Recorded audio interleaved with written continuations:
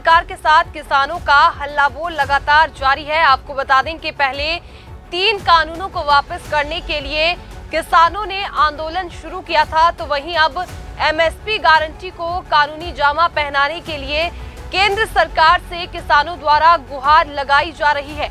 आपको बता दें कि इसी कड़ी में किसानों ने विपक्षी सांसदों के निवास स्थान के बाहर नारेबाजी की और विपक्षी सांसदों से किसानों के हक के बारे में संसद में बात रखने की भी गुहार लगाई। दरअसल आपको जानकारी दे दें कि कांग्रेस सांसद सतपाल ब्रह्मचारी के आवास के बाहर आज किसानों ने नारेबाजी की। हालांकि सांसद अपने निवास स्थान पर नहीं थे, जहां पर विधायक ने किसानों का ज्ञापन स्वीकार किया और इसमें साफ तौर पर किसानों ने कहा कि कांग्रेस सांसद संसद में किसानों की आवाज जरूर उठाए। तस्वीरें सोनीपत से सामने आ रही है। आप तस्वीरों में देख सकते हो कि संयुक्त किसान मोर्चा गैर राजनीतिक के बैनर तले किसान अपनी मांगों को लेकर कांग्रेस के सांसद सतपाल ब्रह्मचारी के आवास पर नारेबाजी करते पहुंचे।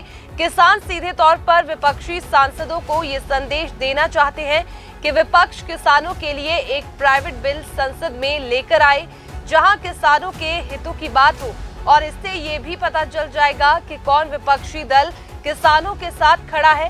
किसान नेताओं ने कहा कि हमारी कुछ अन्य मांगे भी है जो कि जायज है, इस पर भी सरकार ध्यान दे। और अब तो हरियाणा में माहौल कांग्रेस के पक्ष में दिखाई दे रहा है।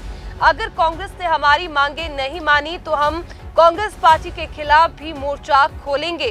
देखो, सबसे पहले तो हमने विधायक महोदय जी को एक उलाहना दिया है कि सांसद महोदय जी को जब 4-5 दिन पहले सूचना थी तो इनको यहाँ मौजूद होना चाहिए था, लेकिन विधायक जी ने ये आश्वासन दिया कि उनको कोई बहुत ही इमरजेंसी वाला पारिवारिक काम हो गया, इसलिए चले गए वो, और जिम्मेदारी के तौर पे ये ज्ञापन लेने आए हैं। और इन्होंने कहा है कि संसद के सत्र में आपको दिखेगा कि आपके सोनीपत लोकसभा के विधायक, सोनीपत लोकसभा के सांसद इन मुद्दों को मजबूती से उठाएंगे। और हम यही डिमांड करते हैं कि खाली उठाने की बजाय इनके ऊपर प्राइवेट बिल लाया जाना चाहिए, ताकि जब उस पर वोटिंग हो, एमएसपी गारंटी कानून के विषय पे वोटिंग हो, किसान मजदूरों की कर्ज माफी के मुद्दे पे वोटिंग हो, जब वहाँ मनरेगा मजदूरों के लिए 700 रुपये की दिहाड़ी और साल में 200 दिन का रोजगार देने के मुद्दे पे वोटिंग हो, तो पूरे देश को ये पता लग जाए कौन किसानों के साथ खड़ा है और कौन किसानों मजदूरों के खिलाफ खड़ा है। देखिए, जब कोई रास्ता बनाते हैं तो पहले थोड़ा थोड़ा खोदते हैं, फिर बजरी डालते हैं, फिर कंक्रीट डाल के फिर उसको फाइनल करते हैं, फाइनल की ओर जा रहे हैं। लेकिन हम राजनीतिक नहीं हैं।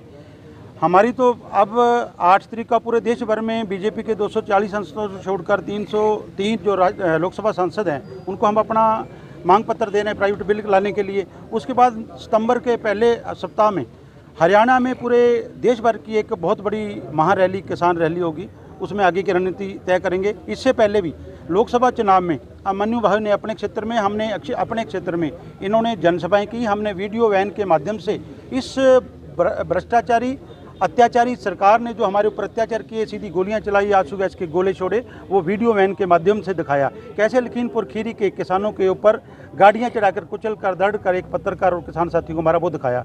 अब आने वाले समय में जल्द ही हम जुलाई में ही शुरू कर देंगे यात्राएँ। पूरे के पूरे जितने 90 विधानसभा हल्के हैं सब में घर घर तक अपने दुख को लेकर जाएंगे, किसान मजदूर के ऊपर हुए अत्याचारों को लेकर जाएंगे, इन लोगों की नाकामियों को लेकर जाएंगे। तो अपने आप आने वाला समय है जो इनकी बर्बादी का समय है, क्योंकि ये अपनी बर्बादी के खुद जिम्मेदार हैं। हम किसी को जिताने हराने वाले नहीं हैं, लेकिन जो हमारी मांगों को नहीं मानता है, हमारे ऊपर अत्याचार करता है, तो उसके तो हम विरोधी रहेंगे। हरियाणा के कैबिनेट मंत्री लगातार कह रहे हैं कि ये किसान तो अपने खेतों में काम कर रहा है।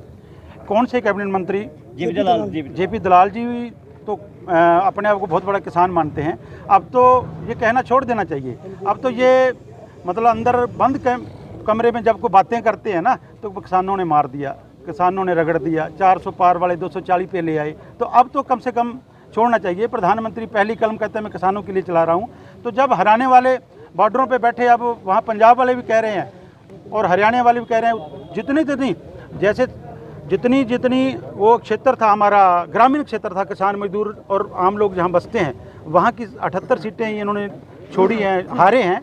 तो अब भी किसान याद नहीं आते। कोई नहीं, आने वाले समय में हरियाणा विधानसभा, महाराष्ट्र, झारखंड और दिल्ली में दिखा देंगे किसान हैं कि कौन है, ये तो पता चल जाएगा। हरियाणा के मुख्यमंत्री नायब सैनी लगातार कह रहे हैं कि किसानों के उत्थान के लिए सरकार लगातार काम कर रही है।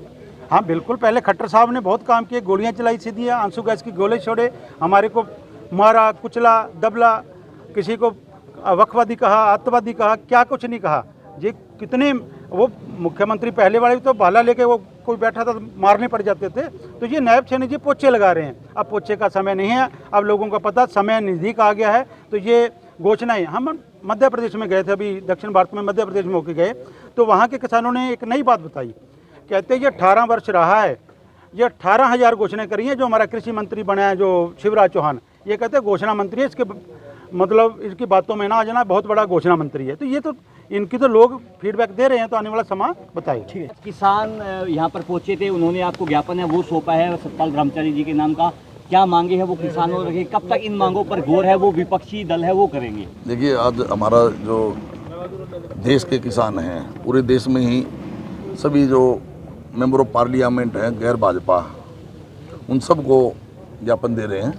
और उसी कड़ी में आज सोनीपत में भी सोनीपत से मेंबर ऑफ पार्लियामेंट पंडित सतपाल ब्रह्मचारी जी के लिए ये ज्ञापन देने के लिए आए थे। उन्हें अचानक किसी काम के लिए ज़रूरी जाना पड़ गया, उनके बिहाफ पे मैंने ये ज्ञापन लिया है।